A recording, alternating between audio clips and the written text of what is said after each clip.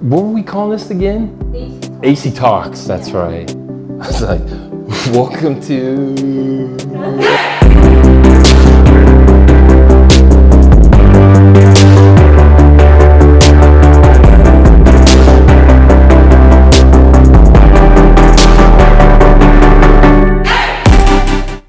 On you, bud.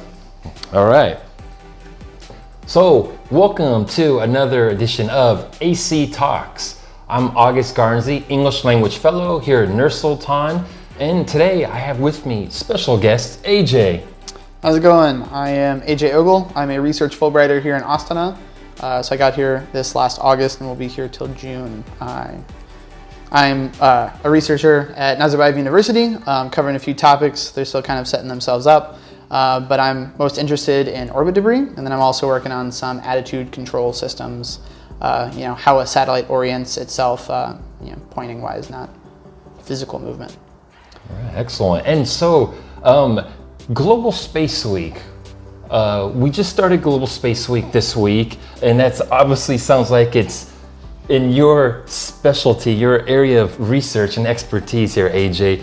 So that wise, we're going to have multiple virtual types of events throughout this week, including a special talk that's going to be led by AJ on Wednesday at 6:30 p.m. So AJ, thank you for that introduction. So how about, maybe again, what is this for the Fulbright program that you're here on this exchange? Could you tell about this opportunity of collaboration? Absolutely. Fulbright is a U.S. State Department program that facilitates cross-cultural communication exchanges, and so it sends Kazakhs or any country that participates to America, and it sends Americans here to Kazakhstan. It's been around, I think this is the 75th anniversary actually, and so it's grown and evolved a lot over the last 75 years.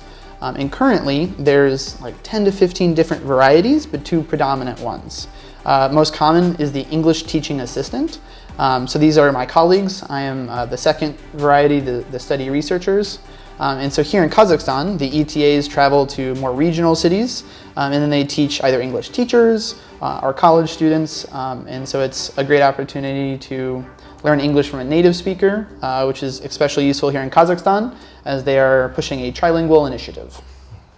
Great point, AJ. And and as well as my role as an English language fellow, in addition to the English teaching assistants, along with other Fulbright exchange participants that are here, lots of opportunity for you to be able to, interact, be able to practice work with your English language learning, various different types of events, a lot of virtual opportunities here through American Corners Kazakhstan, things that are offered either by myself or things that are offered by AJ as well coming up here through American Corner and Makerspace Nur-Sultan. So, AJ, what is orbital debris? Space debris, you just got through mentioning that. What is that? Sure. So space debris was originally thought of mostly as micrometeorites, micro debris. Things fly into our atmosphere, burn up, and little pieces of rock. But as we have been more and more spacefaring, as we put more and more objects up in space, those have accidents.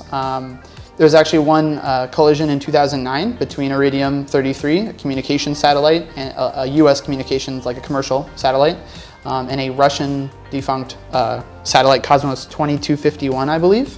And so it's like a 1 in 51 million chance of those objects hitting each other, and they did, creating a cloud of debris. There are like 3,000 to 4,000 pieces of trackable debris, which are only things larger than about a softball, 10 centimeters. So there are millions of paint flecks and tiny little pieces of metal that are smaller, that still carry with them, if they were to collide with the ISS, the pieces of debris that we cannot track still have, the equivalent of power of like a 50 caliber sniper round. So the things we can't track are still, could be very devastating to manned missions. Wow. So AJ, so now that you've described about this orbital debris, so what kind of impact is this going to have? The impact isn't very well known. We are at the very early stages of this, but in the worst case scenario, we could create a layer of fast flying metal debris that could trap us on Earth if if we can't send a rocket through this layer without it getting punctured or hit, we could be trapped on Earth until these things naturally fall down themselves. And sometimes that can take months. There was an explosion where the Chinese blew up a satellite at like 600 kilometers above the Earth. And some of those pieces are expected to take tens of thousands of years to come down. So there could be some long-term circumstances if we don't, figure out our behavior as a global community. That's a good point, AJ. And so speaking about kind of maybe preventative type of measures, so what kind of measures are being taken to try to ensure that we can avoid potentially some kind of catastrophic type of incident? Sure. There's not a centralized regulating body. The FAA handles all things being launched, and to start with, I am 25 years old and not an expert.